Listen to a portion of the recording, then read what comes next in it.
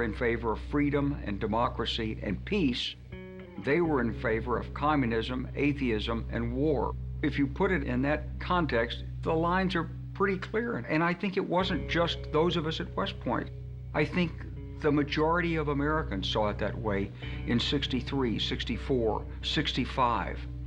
And it wasn't until really after the summer and fall of 1966 that opinion began to change.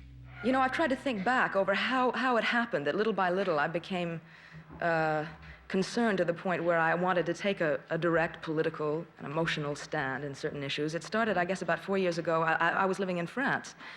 And stories started coming in, as they do, easier in France than they do in America, about what's been going on in Vietnam. And, you know, I found it very difficult to believe. And I said to my French friends, if the Marines and our government are doing these things, they must be okay. I mean, we're Americans, so they must be okay. Then I started finding out more things. I started seeing film. I started hearing GIs talk. And I began to realize that maybe they weren't okay.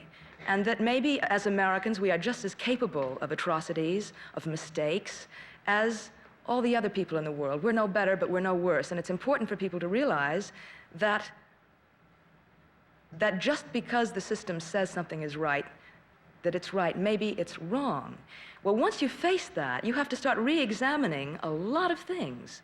Many of us are old enough to remember the arrival of the phrase the anti-war movement, and it was colorful, spectacular, upset people. People said the anti-war movement's just a bunch of smelly hippies and they can't tell the boys from the girls because their hair's too long, all that sort of stuff. But it also had some very effective victories and it became a vast movement.